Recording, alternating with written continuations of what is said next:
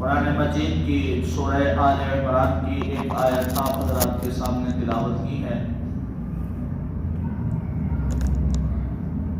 اللہ رب العزت سے دعا ہے کہ اللہ سبحانہ و تعالی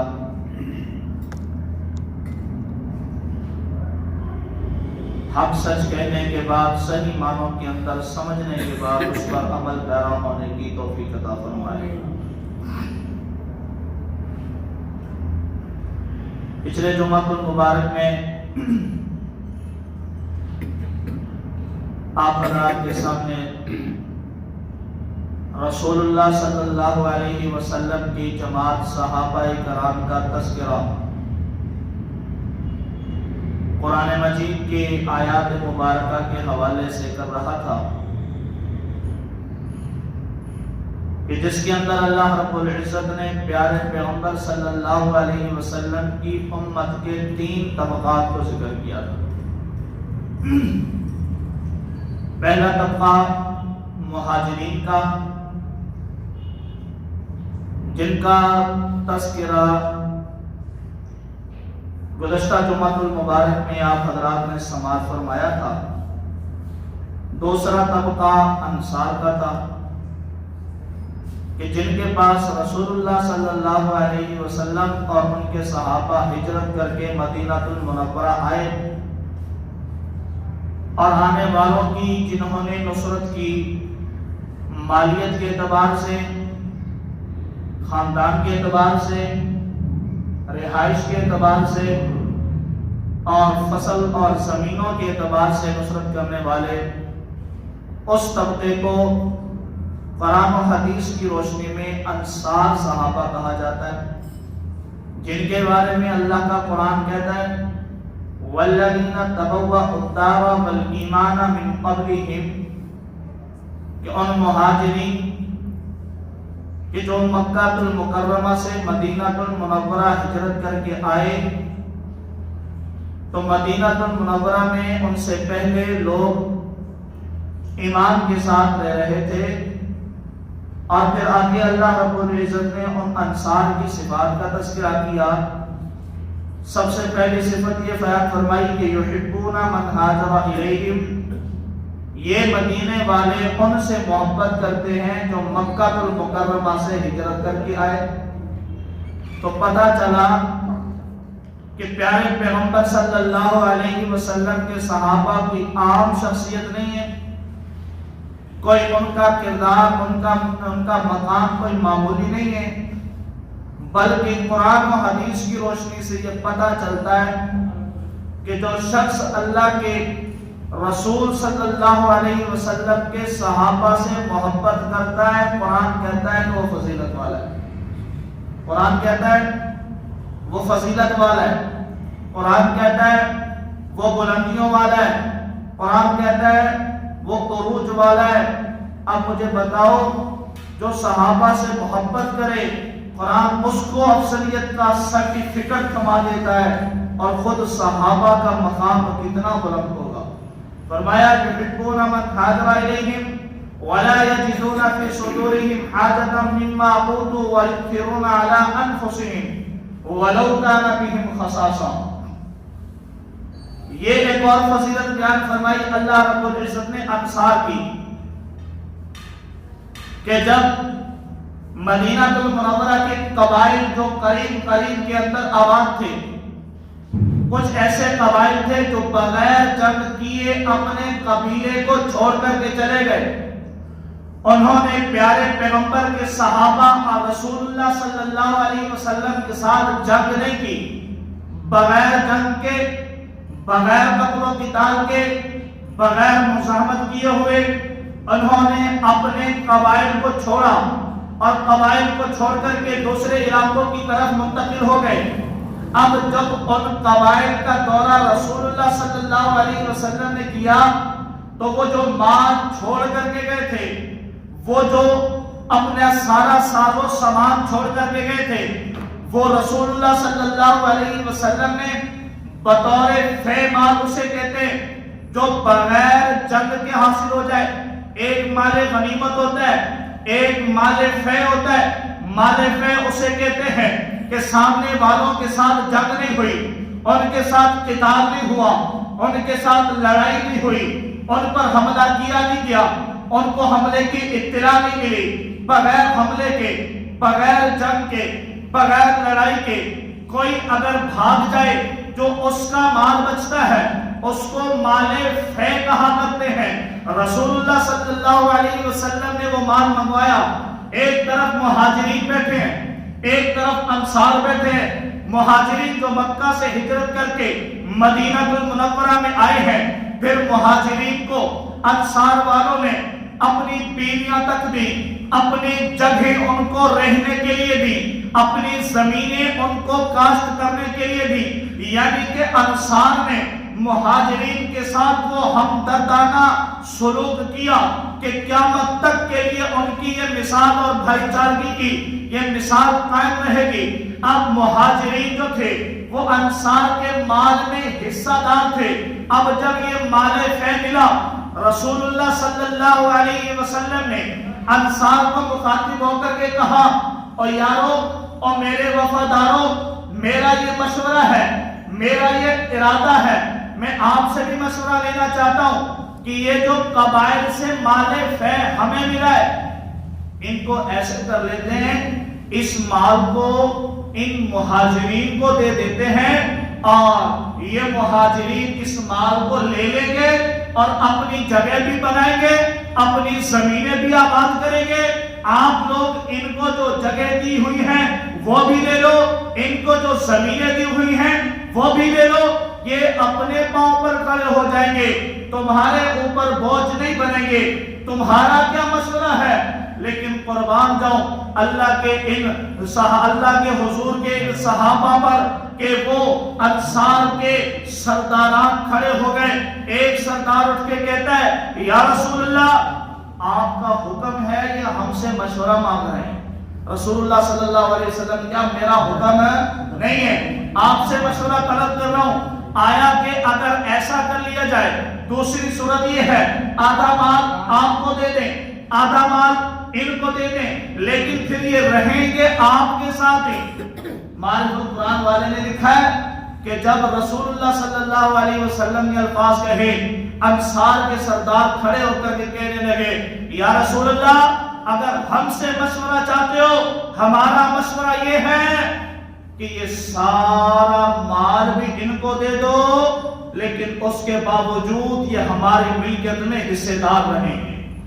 یہ مال بھی ان کا، یہ اس کے باوجود ہماری ملکیت میں حصے دار رہیں گے۔ ہم ان سے محبت کرتے ہیں۔ جب رسول اللہ صلی اللہ علیہ وسلم نے ان کا یہ اعلان سنا، اللہ کا قرآن آ گیا، فرمایا وَلَا يَجِدُونَ فِي صُدُورِهِمْ، وہ اپنے جی کے اندر، دل کے اندر ان مہاجرین کو بوجھ محسوس نہیں کرتے۔ آگے فرمایا کہ مما اوتوا ويؤثرون على انفسهم ولو كان بهم خصاصة، اپنی جانوں سے زیادہ ان کا فکر ہے۔ ان انصار کو اپنی جانوں سے زیادہ مہاجرین کا فکر ہے، اگرچہ یہ خود بھوکے اور فاقہ کشی برداشت کر رہے تھے۔ یہ اللہ کا قرآن ان کی صفات بیان کر رہا ہے۔ یہ انصار اتنے وسیع و ظرف لوگ ہیں کہ یہ خود بھوک برداشت کر لیں گے، اپنے بھائی مہاجرین کے اوپر آنچ آنا برداشت نہیں کر سکتے۔ یہ دو طبقے اللہ نے مہاجرین اور انصار کے بیان کیے۔ اس کے بعد تیسرا طبقہ، وہ تیسرا طبقہ وہ ہے جو انصار کے بعد سے لے کر قیامت تک کے آنے والے تمام مسلمان اس تیسرے طبقے میں شامل ہیں۔ تیسرا طبقہ کیوں؟ کہ رسول اللہ صلی اللہ علیہ وسلم نے ہجرت ختم کر دی، اب کوئی مہاجر بنے گا نہیں، جب ہجرت ہوگی نہیں تو کوئی انصار بھی بنے گا نہیں۔ مکے سے مدینے جو ہجرت ابتدائی اسلام کا حکم تھا وہ ختم ہو گئی، اس کو منسوخ کر دیا۔ اب ایک طبقہ مہاجرین کا ہے، ایک طبقہ انصار کا ہے، تیسرا طبقہ وہ ہے جو انصار کے بعد سے لے کر قیامت تک کے آنے والے مسلمانوں کا طبقہ ہے۔ اللہ نے تیسرے طبقے کا ذکر فرمایا والذین جاءوا من بعدہم، ایک وہ طبقہ ہے جو ان دونوں طبقوں کے بعد آئے گا۔ کون سا طبقہ ہے؟ والذین جاءوا من بعدہم، ایک وہ طبقہ ہے، تیسرا طبقہ وہ ہے جو دو طبقوں کے بعد مہاجرین اور انصار کے بعد آئے گا۔ اچھا وہ طبقہ کون سا ہوگا، اس طبقے کی کون سی صفات ہوگی، اس طبقے کی کون سی نشانیاں ہوں گی، اللہ نے ان کو قرآن میں ذکر فرمایا۔ پہلا طبقہ ایمان والوں کا مہاجرین ہے، دوسرا طبقہ ایمان والوں کا انصار ہے، تیسرا طبقہ ایمان والوں کا انصار کے بعد سے لے کر قیامت تک کے آنے والے لوگوں کا طبقہ ہے۔ اس تیسرے طبقے کے بارے میں اللہ نے فرمایا یقولون، وہ تیسرا طبقہ آئے گا پھر کہے گا ربنا، اے ہمارے رب، اغفر لنا، ہمیں معاف کر دیجئے، ہمیں بخش دیجئے، ہمارے گناہوں کو معاف کر دیجئے، ہماری خطاؤں کو معاف کر دیجئے، اور فرمائے گا وَلِإِخْوَانِنَا، اور ہمارے ان بھائیوں کو بھی معاف کر دیجئے، ہمارے ان بھائیوں کی بھی بخشش کر دیجئے۔ اللہ کون سے بھائی ہیں؟ فرمایا الذین سبقونا بالایمان، وہ ہمارے بھائی جو ہم سے پہلے ایمان کی حالت میں سبقت کر گئے، ایمان کی حالت میں گزر گئے۔ اب بتاؤ اس تیسرے طبقے سے پہلے جو دو طبقے ایمان کی حالت میں گزرے ہیں، وہ ایک طبقہ مہاجرین کا ہے، ایک طبقہ انصار کا ہے۔ ان دونوں طبقوں کے لیے تیسرا طبقہ بخشش کی دعا کر رہا ہے، تیسرا طبقہ معافی کی دعا کر رہا ہے، تیسرا طبقہ استغفار کی دعا کر رہا ہے۔ سمجھنا میری بات، معافی بخشش یہ نیکیوں پر ہوتی ہے کہ گناہوں پر ہوتی ہے؟ بولو، جو بخشش یا معافی طلب کی جاتی ہے یہ گناہوں پر کی جاتی ہے یا نیکیوں پر کی جاتی ہے؟ گناہوں پر کی جاتی ہے نا۔ تو پتہ چلا کہ یہ جو تیسرا طبقہ اپنے صحابہ وہ جو پہلے گزرے مہاجرین اور انصار، ان کے لیے بھی بخشش کی طلب کر رہا ہے، بخشش مانگ رہا ہے۔ تو پتہ چلا کہ قرآن کی روح سے کہ اگر تمہارے پاس تیسرے طبقے والوں کے پاس اللہ کے صحابہ کی کوئی غلطی کوئی خطا پہنچ جاتی ہے، صحابہ اکرام کی کوئی خطا کوئی غلطی اگر تیسرے طبقے والوں تک پہنچ جاتی ہے، ان کو پتہ چل جاتا ہے، اللہ کا قرآن کہتا ہے بھونکنے کی اجازت کسی کو نہیں ہے، البتہ استغفار ان کے لیے بھی کر لیا کرو۔ بھونکنے کی اجازت قرآن بتا رہا ہے اگر پہلے دو طبقوں کی کوئی خطا یا کوئی غلطی تیسرے طبقے والوں کو پتہ چلے تو اس پر وہ کیا کریں؟ استغفار کریں، ان کے لیے استغفار طلب کریں۔ تو پتہ چلا کہ صحابہ اکرام رضوان اللہ علیہم اجمعین کی اگر کوئی خطائیں اگر کچھ غلطیاں اس امت تک پہنچ جائے تو کسی کو زبان درازی کی ایک اجازت نہیں ہے، کسی کو انگلی اٹھانے کی اجازت نہیں ہے، بلکہ اللہ کا قرآن کہتا ہے کہ جس طرح تم اپنے لیے بخشش طلب کرتے ہو اپنے بھائیوں کے لیے بھی بخشش طلب کرنا، یہ ایمان والوں کی نشانی ہے۔ اب جو تیسرے طبقے میں سے ان کے لیے بخشش طلب نہیں کرتا وہ حقیقت میں تیسرے طبقے کا مسلمان نہیں ہے، وہ ایمان کے اس دائرے سے خارج ہے۔ آگے اللہ نے ان کی ایک اور صفت بیان فرمائی وَلَا تَجْعَلْ فِي قُلُوبِنَا غِلًّا لِّلَّذِينَ آمَنُوا۔ تیسری صفت اللہ نے یہ بیان فرمائی تیسرے طبقے کی کہ وہ جو تیسرا طبقہ قیامت تک آئے گا وہ کہے گا یا اللہ وَلَا تَجْعَلْ فِي قُلُوبِنَا غِلًّا، اللہ ہمارے دلوں کے اندر بغض نہ بھرنا، ہمارے دلوں کے اندر بغض نہ بھرنا، ہمارے دلوں کے اندر کینہ نہ بھرنا۔ کن لوگوں کے لیے؟ الذین آمنوا، وہ لوگ جو ہم سے پہلے ایمان لا چکے ہیں، ان کا بغض ان کا کینہ ہمارے دلوں میں۔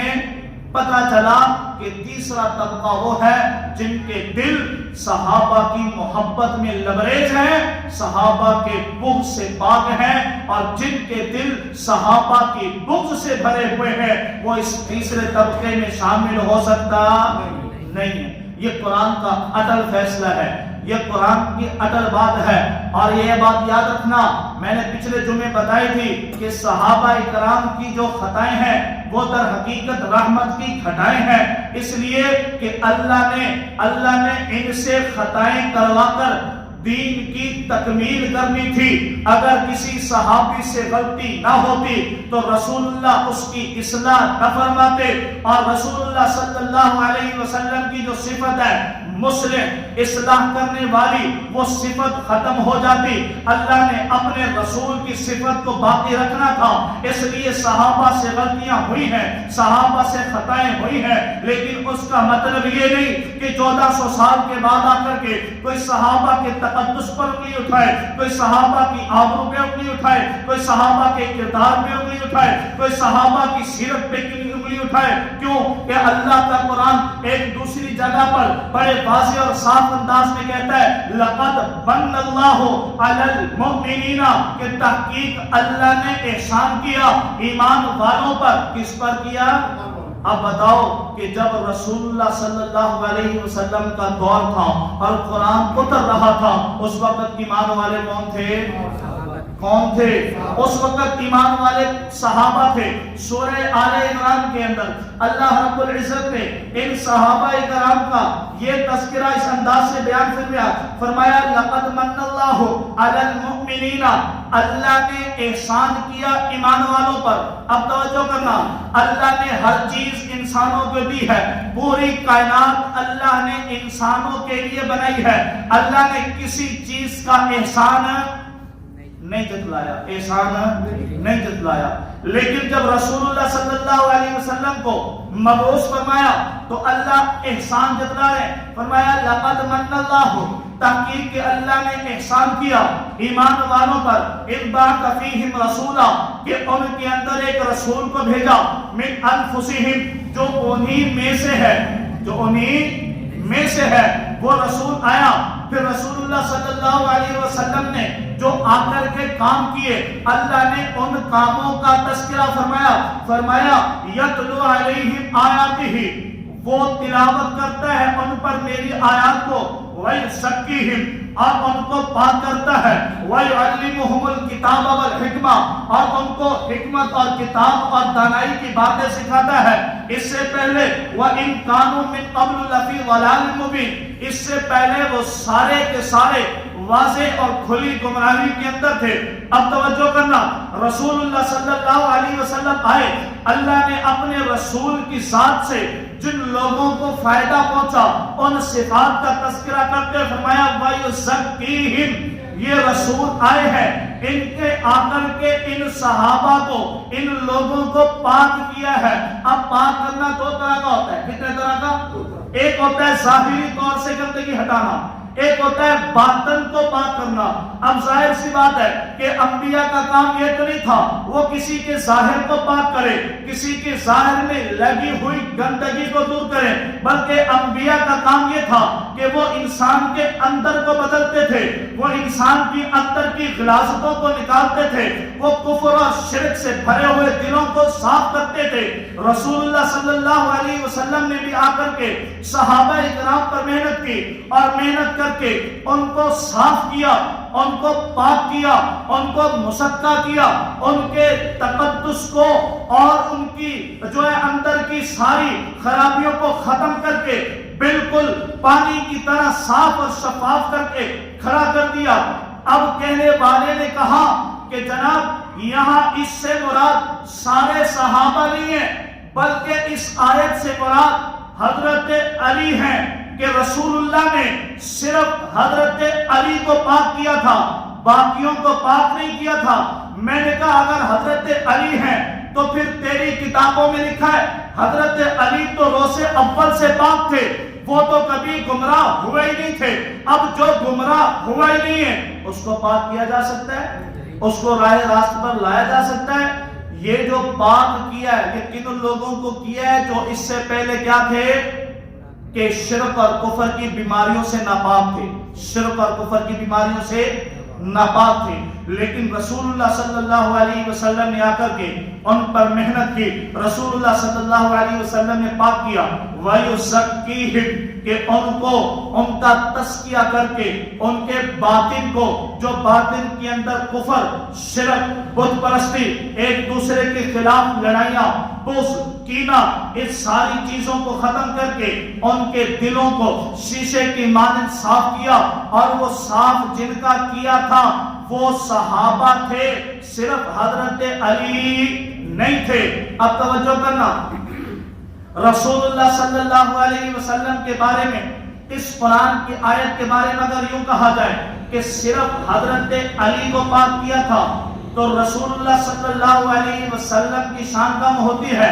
کس طرح کہ اگر ایک ڈاکٹر ہے، اس کے ماتحت 1,00,000 مریض ہیں، اگر 1,00,000 مریضوں میں سے وہ 2-4 کو صحیح کر پاتا ہے تو دنیا کا کوئی بھی اہل عقل آدمی اس ڈاکٹر کی ڈگری کو قبول کرنے کے لیے تیار نہیں ہے. وہ کہے گا بابا 1,00,000 آدمیوں میں سے صرف 2-4 کو شفا ملی ہے، اس کی ڈگری بھی جعلی ہے، اس کے اوپر جو لگے ہوئے اسٹمپ ہے وہ بھی جعلی ہے. اب جو رسول اللہ کے بارے میں کہے کہ صرف 2-4 لوگ ایمان لائے تھے، باقی ایمان نہیں لائے تھے، تو بتاؤ کہ رسول اللہ کی 23 سالہ محنت پر پانی پھیر رہے کہ نہیں پھیر رہا؟ ڈائریکٹ رسول اللہ کے اوپر اعتراض ہے کہ نہیں ہے؟ اگر اس قرآن کی آیت سے صرف 2-4 کا ایمان ثابت کرو تو قرآن کی آیت کی تکذیب لازم آتی ہے، قرآن کی آیت کو جھٹلانا لازم آتا ہے.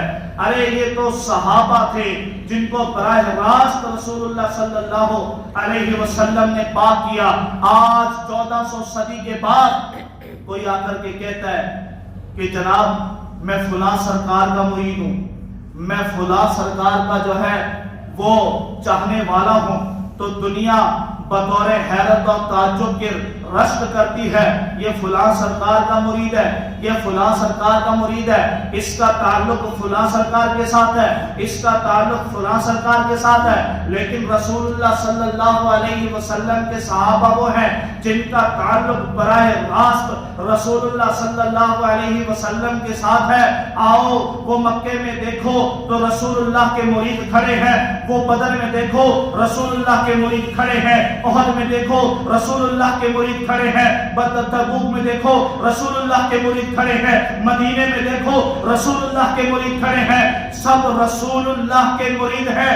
ارے کوئی آج اپنے شیخ کی نسبت سے اتنا اپنے آپ پر فخر کرتا ہے تو وہ رسول اللہ کے صحابہ کو اپنے اوپر کتنا فخر ہوگا کہ ہم براہ راست رسول اللہ کے مرید ہیں. اور رسول اللہ صلی اللہ علیہ وسلم نے ان کی ایسی پرورش فرمائی، ان کا ایسا تزکیہ کیا، ان کو اس انداز سے پاک کیا کہ اللہ کا قرآن کہتا ہے اولئک الذین امتحن اللہ قلوبہم للتقوی. لوگوں دنیا کے اندر لوگ تقوی کی تلاش میں نکلتے ہیں، صحابہ وہ ہیں جن کی تلاش میں تقوی نکلا کرتا ہے. صحابہ کے دلوں میں تقوی جاتا ہے.